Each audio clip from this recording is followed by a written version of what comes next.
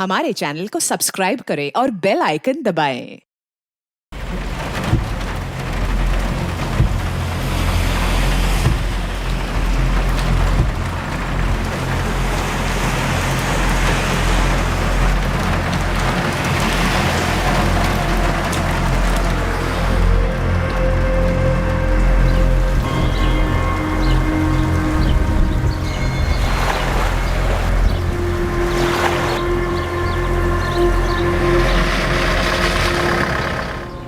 देख पा रहा हूं तूने मेरे बारे में जो कुछ भी सुना है ना, सब सच है।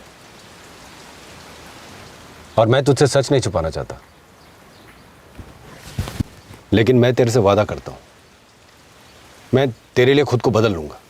और कसम से जब से मैं तुझसे पहली बार मिला हूं ना, मन में सिर्फ एक ही ख्याल आता है कि बस अब और नहीं, अब जिंदगी पहले जैसे नहीं रहेगी।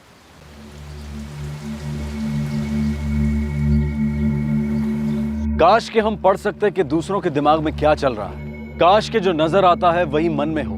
काश किसी के छुपे मकसद को हम जान सकते। काश, हालांकि ये मुमकिन नहीं।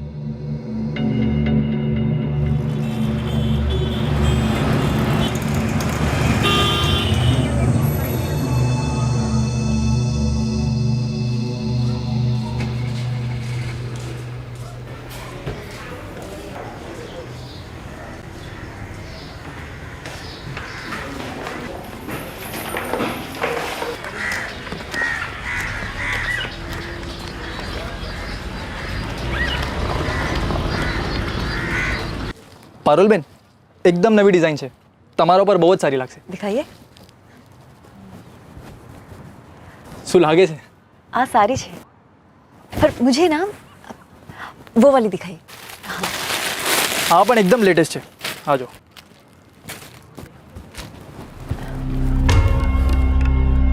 देख, तेरे को जो भी पसंद है, जितना भी पसंद है ले ले, ये मत सोच कितने का है, ठीक है? विनोद, अब आप आ गए हैं तो आप बताइए ना कौन सी साड़ी खरीदूं। पारुल, मेरे को क्या समझेगा ये सब साड़ी वाड़ी, ये सब तू ही देख ले।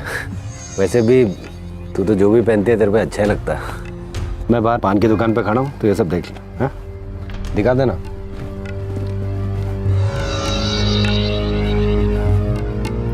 શું કરું લક્ષ્મણભાઈ, સારી का बिल बनाओ कि नहीं? शो करो कोई समझ नहीं पड़ती।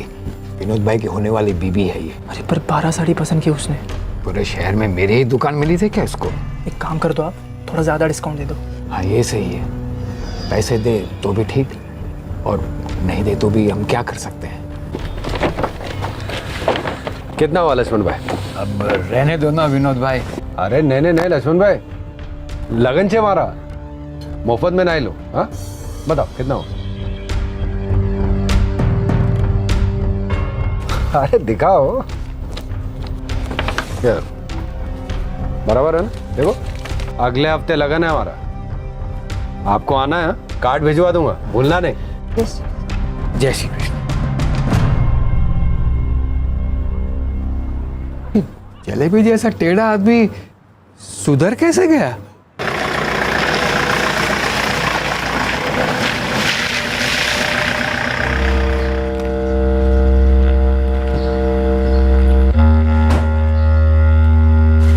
जय श्री कृष्ण बा। जय श्री कृष्ण। बा, ये देखिए कितनी सारी साड़ियाँ खरीद के लाई हूँ। सरस છે ને? વિનોદભાઈ, એ કાર્ડ મસ્ત છે। आ जाओ विनोद भाई, मुझे ये बहुत पसंद आया। अरे यार ये सब हमको क्या समझेगा, ये सब दुल्हन को दिखाओ, वही बताएगी। हाँ? पारुल, इन सब कार्ड में से एक सबसे अच्छा वाला कार्ड चलो।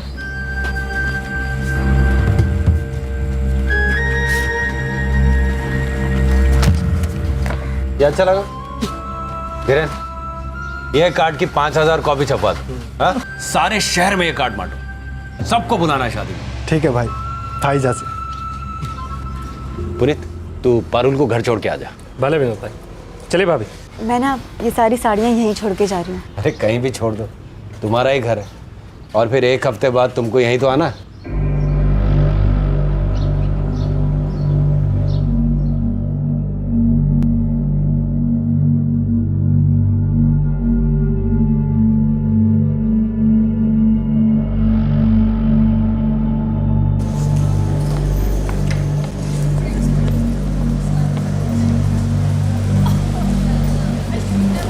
ચાલો છોકરાઓ, તમારી ભૂગોળની ચોપડીઓ ખોલો. આજે આપણે આપણા દેશની ભૂગોળનો અભ્યાસ કરવાના છીએ. ભારત એશિયા ખંડનું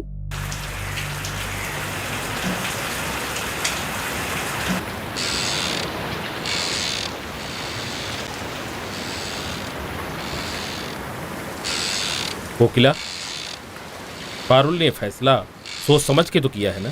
इन्हें खबर है वो क्या कर रही है.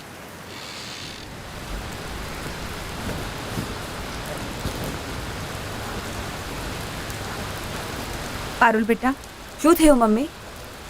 तूने ठीक से सोच लिया है ना? मतलब तू जो करने जा रही है. 4 दिन बचे हैं लगन को. तुझे क्या लगता है मैं बिना सोचे समझे करूंगी क्या? भले तू जो ठीक समझे.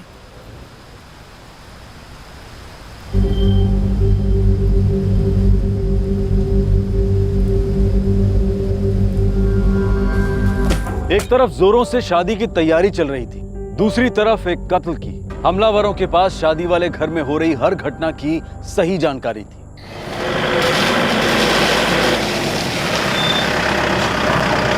मैंने ये सारे पैकेट्स अंदर रख देती हूँ और बासी भी मिल लेती हूँ. फिर आप मुझे घर छोड़ दीजिए. तो फिर तुम खाना भी यहीं खा लेना ना, उसके बाद मैं तुमको घर छोड़ देता हूँ. ठीक है. जय श्री कृष्णा बा. जय श्री कृष्ण बेटा. बा खाना खा लेते हैं? हाँ, मैं तुम दोनों की राह देख रही थी. चलो. मैं 2 मिनट में हाथ मुंह धो के आता हूँ, ठीक है? 2 मिनट. बा, मैंने ना गहने खरीदे हैं, तब तक दिखाऊं? हाँ दिखाओ ना. अरे वाह.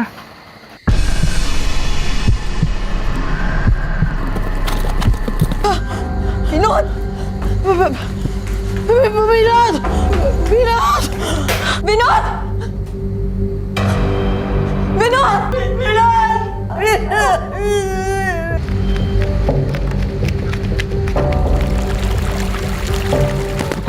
राइट साइड से.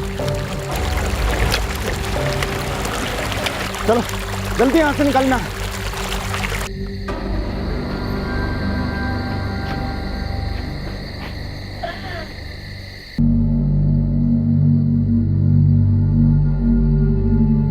मैं विनोद का बीच का भाई धवल चौहान हूँ. विनोद हमारा सबसे छोटा भाई था. पारुल ने हमें ये सब होने के बाद फोन किया. हम लोग फौरन यहाँ चले आए. जब ये सब हुआ तब पारुल यहाँ विनोद और बा के साथ में थी. 3 लोग थे. उनमें से 2 ने मुझे और बा को पकड़ा. बोले अगर आवाज की तो जान से मार देंगे. तीसरा अंदर गया. कुछ देर बाद जब वो बाहर आया तो तीनों भाग गए. जब मैं अंदर आई तो देखा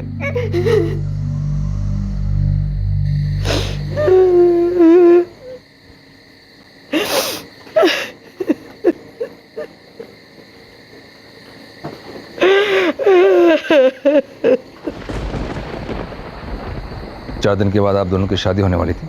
जी हाँ, हम आज ही शादी के गहने लेकर आए. खाना खाने के बाद वो मुझे घर छोड़ने जाने वाले थे. आपने उन दिनों का चेहरा देखा? उनके चेहरे ढके हुए थे.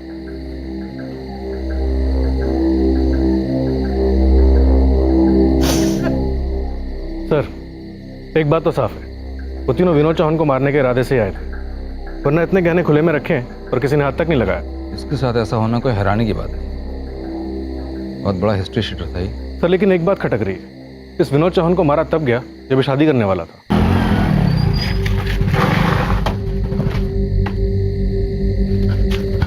विनोद भाई. सर 19 साल की उम्र तक विनोद चौहान जुर्म की दुनिया में कदम रख चुका था. खून, डकैती, गैंग वॉर, हर साल उसके जुर्मों की लिस्ट लंबी होती जाती थी. जब ये सब हुआ उसके वो 2 साथी वहाँ नहीं थे. हाँ सर, वो लोग मुरी कनाल गए थे विनोद की शादी के कार्ड बांटने. एक तो वजह हो सकती है कि आपसे दुश्मनी, किसी राइवल गैंग ने मार डाला हो. दूसरी कोई वजह हो सकती है. सर उसके दोनों भाई हितेन और धवल उससे बहुत पहले अपने रिश्ते तोड़ चुके हैं. दोनों भाइयों में कोई अनबन? सर वो दोनों ही अलग रहते हैं और दोनों खेती करते हैं. विनोद अपने सारे गलत काम छोड़ चुके थे सर. अब इतनी आसानी से भी ये सब काम नहीं छोड़ते. 21 साल तक खून खराबा, एक्सटॉर्शन, मर्डर करने के बाद सिर्फ उसके कहने भर से रातों रात ये चीज़ें गायब नहीं हो जाएंगी। अगर उन्हें किसी से खतरा था भी तो भी उन्होंने मुझे कभी इस बारे में कुछ नहीं बताया। आपका कहने का मतलब है कि आपको पता ही नहीं था कि विनोद कितना नामचीन गुंडा है, उसके ऊपर कितने एक्सटॉर्शन और मर्डर के केसेस चल रहे हैं। जब मैं उनसे पहली बार मिली थी तब मैं नहीं जानती थी कि वो क्या करते हैं। ये सब मुझे उनसे मिलने के बाद पता चला। कब मिली थी पहली बार? कुछ महीनों पहले। अब विनोद चौहान इतना भी अनसुना नाम नहीं है जिसके बारे में किसी को पता ना हो। शहर के सारे दुकानदार उसके नाम से थर थर कांपते थे, और आप कह रही हैं आपको पता नहीं था। मैं नहीं जानती थी उनके बारे में ये सब, लेकिन जब पता चला तब उन्होंने मुझसे ये वादा किया था कि वो ये सब काम छोड़ देंगे। मैं तेरे से वादा करता हूँ, मैं तेरे लिए खुद को बदल लूंगा। घर बसाने से पहले उसने सारे बुरे काम छोड़ने का फैसला ले लिया था। जी हाँ। जुर्म वाला आती तो एक वजह है ही इसकी, आपके हिसाब से और कोई वजह है इस मर्डर की? मने खबर न थी। धीरेन, पुनीत, तुम दोनों विनोद के दो हाथ थे, एक दायां एक बायां। मैं मानने को तैयार नहीं हूं कि तुम दोनों के इस हमले की कोई खबर नहीं थी। उस रात चुपचाप दोनों निकल लिए? साहब, हम लोग विनोद भाई के लगन का निमंत्रण बांटने मौरी कनाल गए थे। और जो थोड़ी पन खबर होती ना सर कि विनोद भाई के साथ ऐसा कुछ होने वाला है, तो हम लोग कभी उनको अकेला नहीं छोड़ते। ऐसा कैसे मान लो कि तुम दोनों को पता ही नहीं था? विनोद भाई ने सारे गलत काम छोड़ दिए थे। वो तो घर बसाने की बात कर रहे थे। तुम चाहते हो कि मैं तुम्हारी बात पे यकीन कर लूं? सच यही है सर, विनोद भाई अपनी बा के बहुत करीब थे और आखिर उन्होंने अपनी बा की बात मान ली। बेटा, तू जे करे छे ना बराबर करे छे। ऐसा कितने दिन चलेगा? मैं भी थक चुका हूं बा, मुझे भी अब एक अच्छी जिंदगी जीनी है। पहले खेती बाड़ी करते थे ना, बस वही करूंगा। पुनीत, धीरेन, देखो अगर तुम लोग चाहो तो मुझे छोड़ सकते हो, क्योंकि मैंने अब सोच लिया कि मैं किसी हथियार को हाथ नहीं लगाऊंगा और सारे गलत काम बंद कर दूंगा। विनोद भाई, हम हमेशा आपके साथ रहे हैं और आगे भी रहेंगे। आप जो भी काम करेंगे हम आपके साथ हैं। विनोद भाई इतनी आसानी से नहीं छोड़ेंगे आपको। और ऐसा क्या था जिसने विनोद जैसे आदमी को संत बना दिया? प्यार? हाँ साहब, विनोद भाई पारुल भाभी से बहुत प्यार करते थे।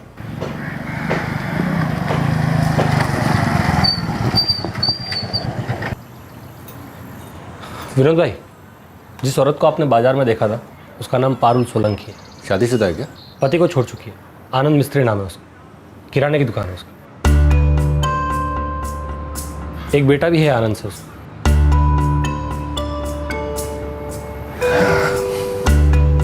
तेरे को क्या लगता है, पसंद करेगी मुझे?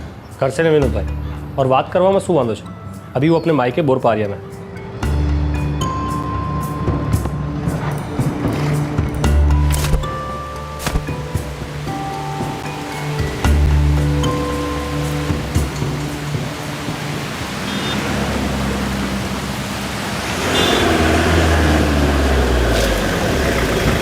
कहीं छोड़ दूं क्या तेरे को? क्यों? वो तुम इधर खड़ी हो बस स्टैंड पर, बारिश हो रही है तो मैं उस तरफ जा रहा हूँ, शायद तुम भी उधर ही जा रही होगी ना। मुझे घोड़पड़ जाना है। घोरपड़ जाना है? मुझे भी घोरपड़ ही जाना है, मैं वो घोरपड़ में ही रहता हूँ। अरे डरो मत, मैं कोई बुरा आदमी नहीं हूँ।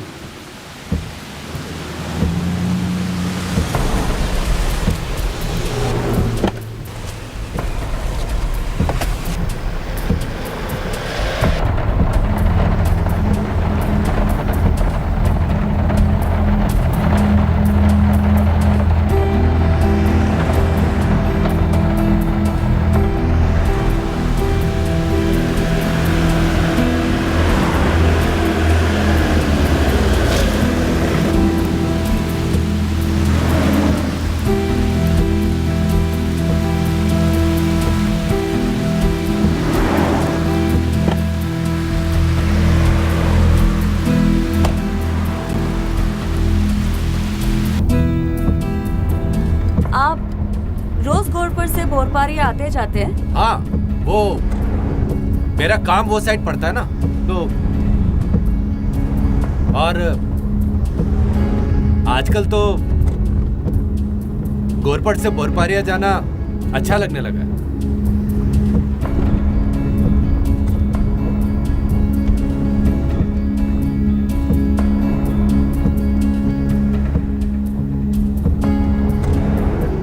मुझे ऐसा क्यों लगता है कि आपका बोरपारिया में कोई काम ही नहीं है?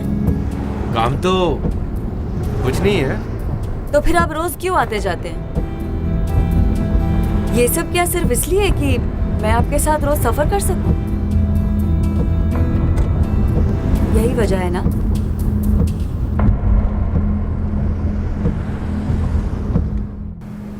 बहुत टाइम बाद विनोद भाई ने पारुल भाभी को अपने दिल की बात बोल डाली और पारुल भाभी ने भी लगन के लिए हाँ कर दी। कहीं विनोद को मारने की प्लानिंग तो नहीं थी? सु बात करो साहब, ऐसा कुछ नहीं था।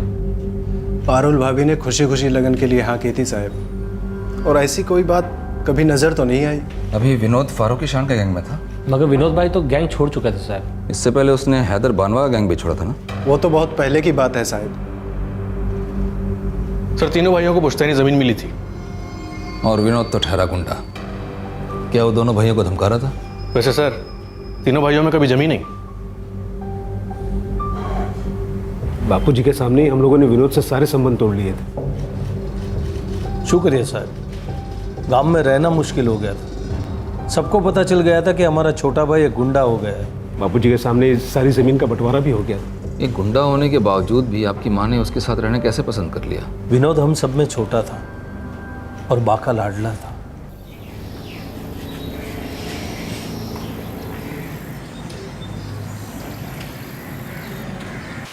एक तरह से अच्छा ही हुआ कि लगन नहीं हुआ।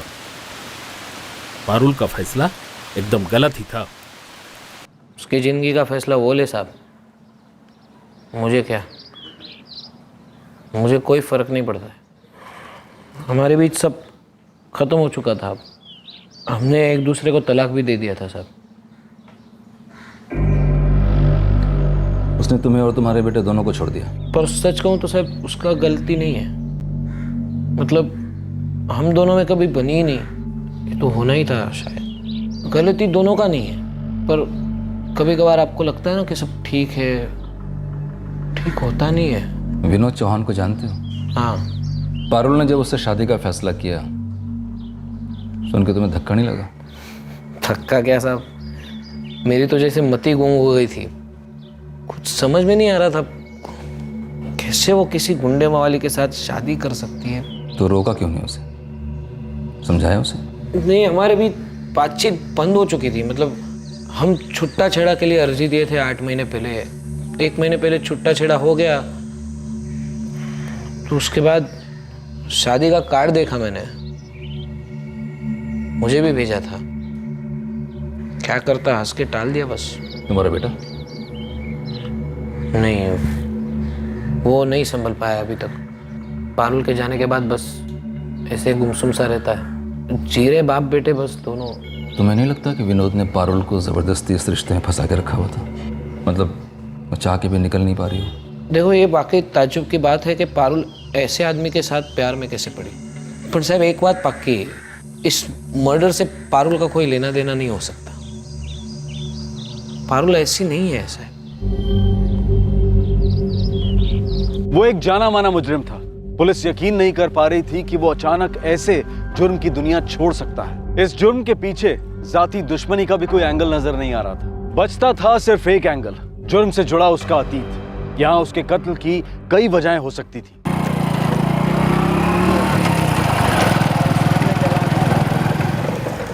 साहब, ये 3 लोग जो मर्डर किए थे, कुछ पता नहीं कौन थे, लेकिन एक बात तो पक्की है, जो हैदर बानो या फारूकी शान की गैंग के नहीं थे। तो कोई जाती दुश्मनी हो सकती है क्या? नहीं साहब, ये किराए के खूनी लगते हैं। किसने दिया होगा उन्हें काम? साहब, ये सब पता करने के लिए थोड़ा पीछे जाना पड़ेगा। 2 साल पहले ये हैदर बानवा की गैंग का सबसे खास आदमी था। तब इसने रौनक कपाड़िया नाम के एक ज्वेलर को दिन दहाड़े गोली मार दी थी।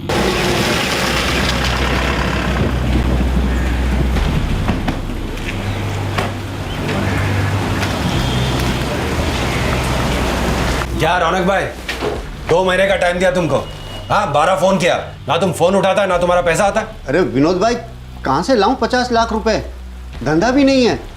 जितना बन पड़े मैंने हैदर भाई को दे दिया। अब आप हर रोज मांगते रहेंगे तो मुझे तो अपना धंधा छोड़ के आपकी गैंग में काम करना पड़ेगा। रौनक कपाड़िया मर गया, आशीष गुस्से से पागल हो गया, लेकिन उसने खंडानी को पैसे दे दिए थे आगे का खून खराबा रोकने के लिए। तो क्या ये आशीष अपने बाप के खून का बदला ले रहा है? अब बाप के खून का बदला कौन नहीं लेना चाहेगा? सबकी नाक में दम कर रखा था इसने। हैदर बानवा खुद इससे परेशान था, तभी उसकी गैंग छोड़ के फारूक की गैंग में चला गया और साल भर पहले इसने वडोदरा में 2 और लोगों को टपकाया।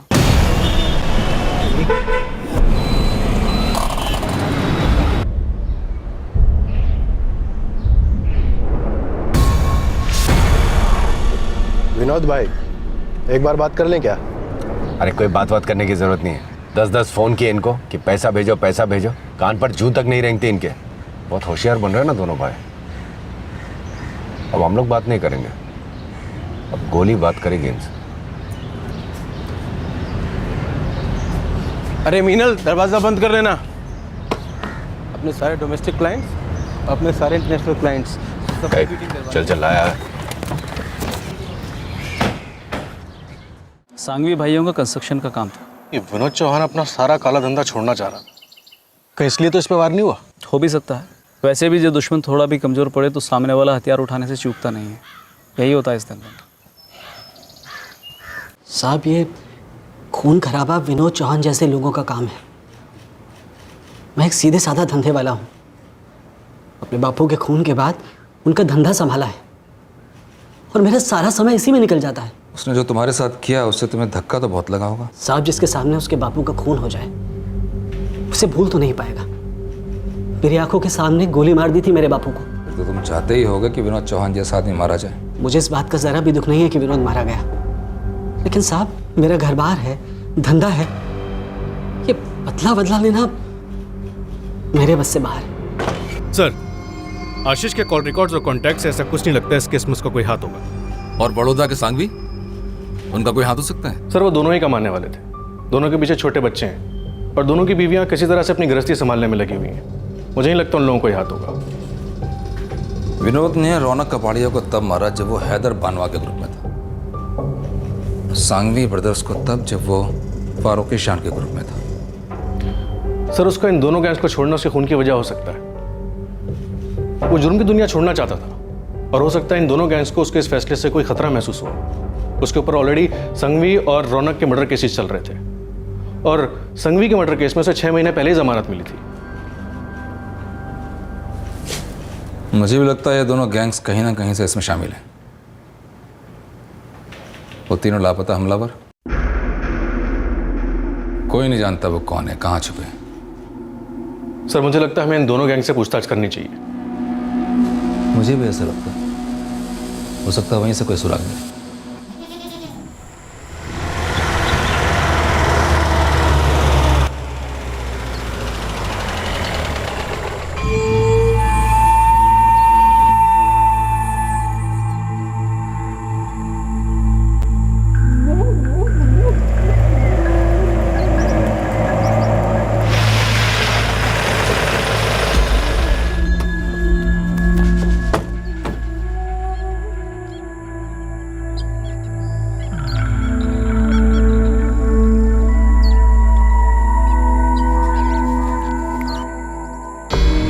साहब, ये हमारे गैंग का काम नहीं है साहब। तो किसका काम है? यही तो पता नहीं चल रहा साहब। विनोद ने गैंग छोड़ने से पहले बोला था कि वो काम छोड़ना चाहता है। दुश्मनी की बात तो तब होती जब वो खुद का गैंग बनाने की बात करता। हो सकता है तुम्हें ऐसा लगा हो कि कहीं वो वापस हैदर बानवा के गैंग ज्वाइन ना कर ले। नहीं साहब, हैदर और मेरे भी समाधान हो चुका है साहब। हम लोगों ने अपना अपना इलाका बांट लिया है। अब वो अपने इलाके में काम करता है, हम लोग अपने इलाके में काम करते हैं। अब हमारे बीच में कोई भी लफड़ेबाजी, कोई खून खराबा नहीं होता है साहब। वो 3 हमलावर कौन थे? साहब, हमने पूछताछ की थी पर ये पेशेवर लोग नहीं लगते हैं साहब। तुम्हें कैसे मालूम? साहब, अब हमारा भी खबरी नेटवर्क होता है, कहाँ क्या चल रहा है सब ध्यान रखना पड़ता है। काम में भले हाथ ना हो पर नजर तो रखनी पड़ती है ना साहब। अब अगर ये जाने माने लोग होते तो कब की जानकारी मिल जाती। ये सुपारी लेके टपकाने वाले लोग नहीं है साहब। सही कह रहा है फारूक, मांडवली हो गई है हमारे बीच, एरिया बांट लिए हम लोग। तो विनोद चौहान को किसने मारा? जिसको उसके मरने से फायदा था। किसे उसके मरने का फायदा है? क्या मालूम, मेरी गैंग तो वो साल भर पहले ही छोड़ चुका है। गैंग छोड़ा, दुश्मनी तो हुई होगी। साहब सीधी बात है, देखिए वो फारूकी की गैंग में काम जरूर करता था, लेकिन मेरा एरिया छूता तक नहीं, फिर दुश्मनी किस बात की? और वैसे भी वो धंधा छोड़ने वाला था, तो रही सही कहा सुनी भी खत्म हो चुकी।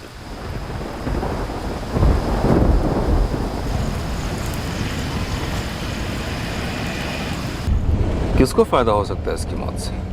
और ये कोई गैंग्स की दुश्मनी का मामला भी नहीं है, और ना ही किसी की जाती दुश्मनी का मामला लगता है। 3 लोग, न किसी गैंग का हिस्सा, न कोई पेशेवर मुजरिम, कोई क्रिमिनल रिकॉर्ड भी नहीं है इनका। ऐसे गायब हुए खून करके कोई सुराग भी नहीं है इनका सर।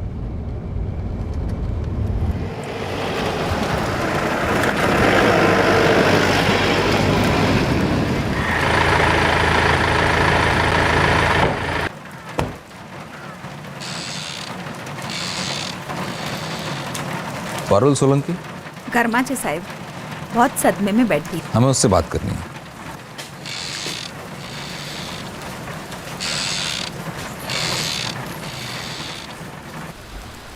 कुछ याद आ रहा है आपको?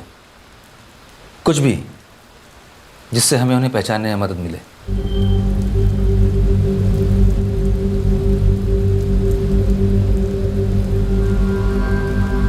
नहीं, वो तीनों एकदम से अंदर आ गए और उनके चेहरे ढके हुए थे, इसलिए मैं ठीक से देख ही नहीं पाई उनको। शोर मचाया तो गर्दन काट दूंगा। याद कीजिए, हो सकता है उन लोगों ने आपस में एक दूसरे को गलती से नाम लेके बुलाया हो। चलो चलो निकलो, जल्दी भागो, जल्दी जल्दी भागो। उनमें से किसी ने भी एक दूसरे को नाम लेके नहीं बुलाया।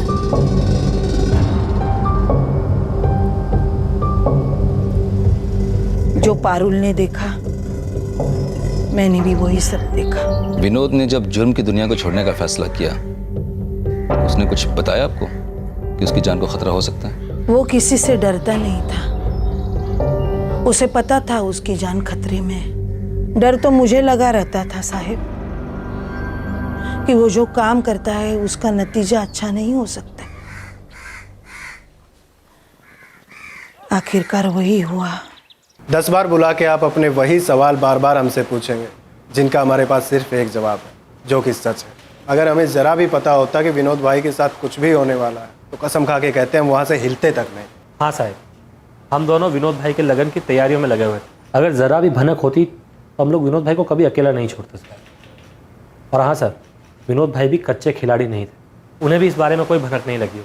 3 लोग जिन्हें अच्छी तरह से पता था कि विनोद कब घर पर अकेला होगा और कब तुम दोनों उसके साथ नहीं होगे।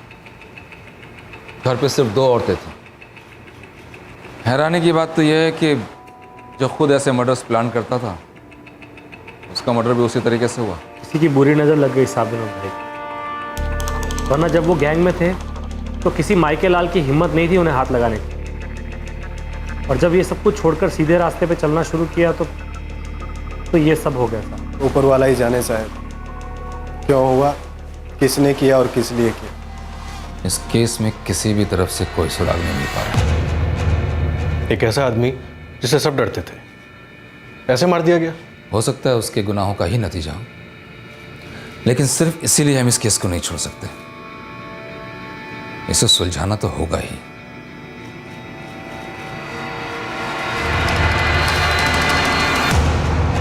ना कोई सुराग अब तक, ना कोई पहचान कातिलों की, और ना ही कत्ल का मकसद सामने आया था। केस बंद नहीं किया गया था, लेकिन आगे भी नहीं बढ़ रहा था। कई महीने बीत गए और अब यह केस लोकल क्राइम ब्रांच के पास आया।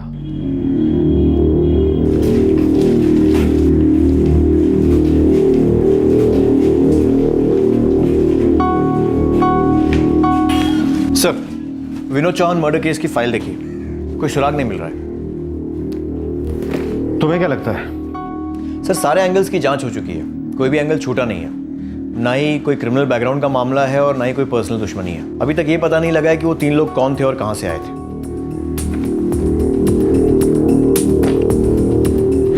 उन तीनों ने ना तो विनोद चौहान की मां पर कोई वार किया और ना ही उसकी मंगेतर पारुल पर। 2 लोगों ने उनको पकड़ा, और तीसरा अंदर जाकर विनोद चौहान को मारा है, लेकिन उन दोनों को कुछ नहीं किया। हाँ सर, मकवाना तुम्हें अजीब नहीं लगता? उन तीनों के चेहरे ढके हुए थे, जैसे उन तीनों को मालूम हो कि कुछ गड़बड़ नहीं होगी, उन्हें कोई पहचान नहीं पाएगा। सर आपका कहने का मतलब है कि जानबूझकर उनकी पहचान नहीं होने दी गई? हो सकता है।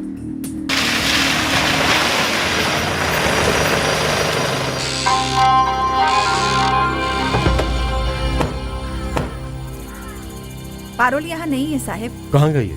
वो अपने पहले पति आनंद मिस्त्री के घर वापस लौट गई। पहला पति? उसका तो तलाक हो गया था ना? जी साहब।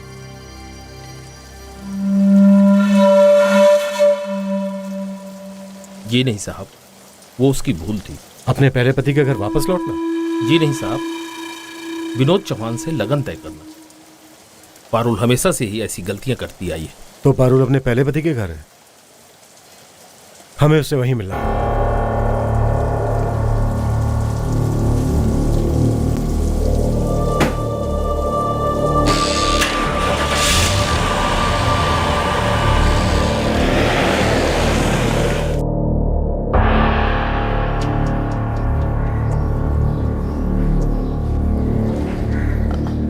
आनंद, मुझे माफ कर दो। जो कुछ भी हुआ, जो तुमने सहा, जो हर्ष ने सहा, वो सब मेरी गलती थी। पारुल, जो भी कुछ हुआ उसे भूल जाओ। शायद वो होना जरूरी था। उससे तुम्हें पता तो चला कि तुमने क्या खोया है।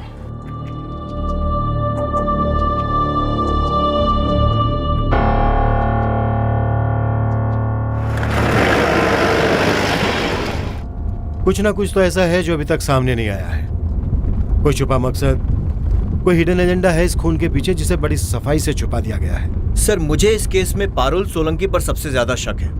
कुछ है उसके बारे में जो वो छुपा रही है। मुझे भी ऐसा ही लग रहा है। उन लोगों ने पारुल को कोई नुकसान नहीं पहुंचाया, उसे ऐसे ही छोड़ दिया। कोई ना कोई वजह तो है इसके पीछे। अब पुलिस कुछ ऐसे तथ्यों की जांच करने वाली थी जो पहले नहीं देखे गए थे। पुलिस को पारुल पर शक था, लेकिन पारुल की विनोद से ऐसी क्या दुश्मनी हो सकती थी जिसे वो कुछ ही महीनों पहले मिली थी और शादी करना चाहती थी? उसके कत्ल के पीछे मकसद क्या होगा? इसी मकसद को ढूंढना पुलिस के लिए अब एक चुनौती बन गया था। इस प्रेम कहानी में कौन सा छुपा मकसद था? इस केस का दूसरा और आखिरी भाग हम आपको दिखाएंगे क्राइम पेट्रोल सतर्क में कल रात 9 बजे। तब तक अपना ख्याल रखें, सुरक्षित रहें और याद रखें, सही वक्त पर सही कदम उठाएं, सतर्क रहें। जय Hind. For more updates, subscribe to our channel, click the show links and enjoy watching the videos.